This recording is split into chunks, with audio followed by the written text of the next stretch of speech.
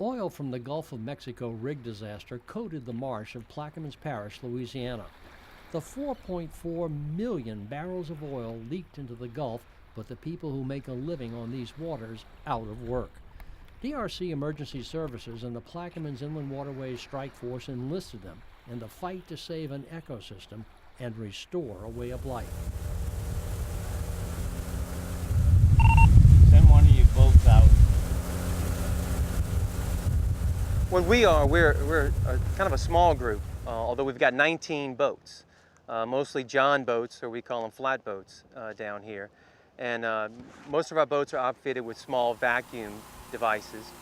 We can get in very shallow water, find small pockets of oil and vacuum it up, or we can come right back in on top of the oil and manually, clean the oil and bag it, oil-soaked debris, bag it and remove the oil. Now, our little team is called the Schaefer Vac Team, and that's named after our project manager, Jesse Schaefer. How y'all doing? Good. Well, we had extra time in the evening, and we just started using a shop vac in the beginning, and they really didn't want us to use that, so we got an industrial vac that goes on top of a 55-gallon drum, and started messing with it, and come to find out, it works real good. The vacuum goes on top of the 55-gallon drum, and we get to the spot, and they suck up as much as they can, and we got water in it, but it takes water because a lot of this stuff is real thick.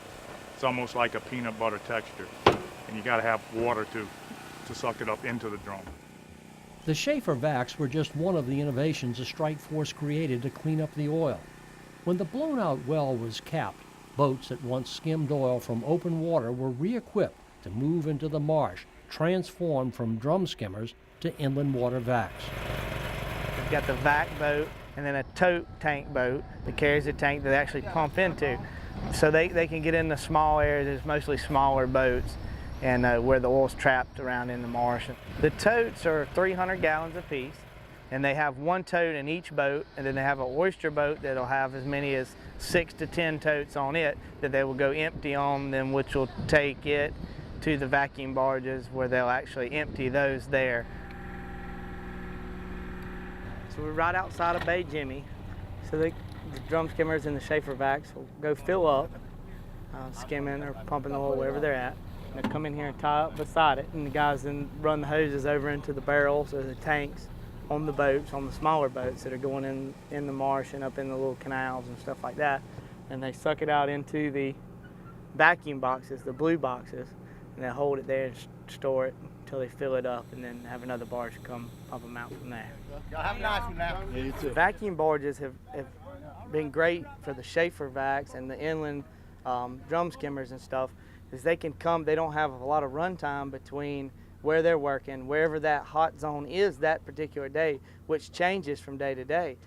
We can move this in that area, and then they can go right to it, get vacuumed off the drums or the inland skimmers, which are tanks, and then they can literally go right back to work. Besides the vacuum operations, barges play other critical roles in the cleanup. They act as home base and supply depot for recon teams who hunt for new oil, check boom, and report oiled wildlife. The jackups save workers' time and resources navigating Plaquemines' hundreds of miles of coastline. It's so much more productive for the material to be out here, so they just come to home base and they're ready to go to work. One of the lift boats supports a mule team, named for the vehicles that roam Plaquemines beaches to see where the oil has washed up. This morning we've found a lot of these speckled around the beach. We put them into a 5-gallon bucket. It's easy to carry around.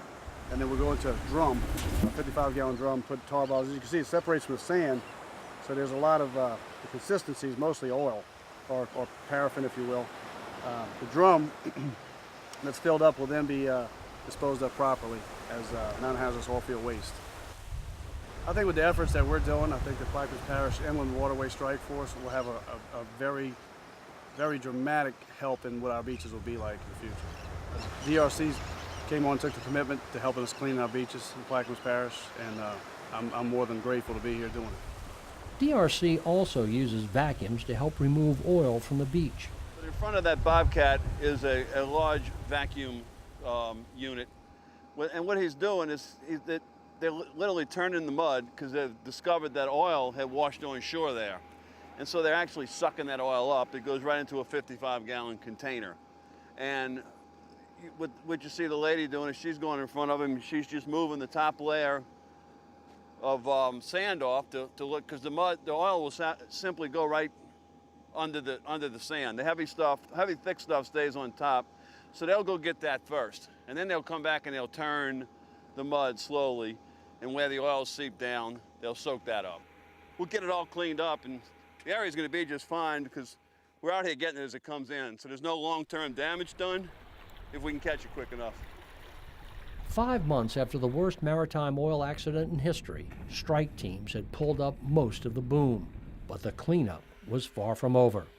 There is still a lot of oil, and what's happened is it's changed from where the oil was free floating.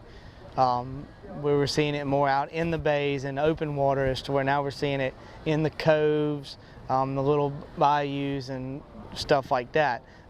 Farther back in the marsh and little pockets where it's gotten hung up and it hasn't been able to get back out of.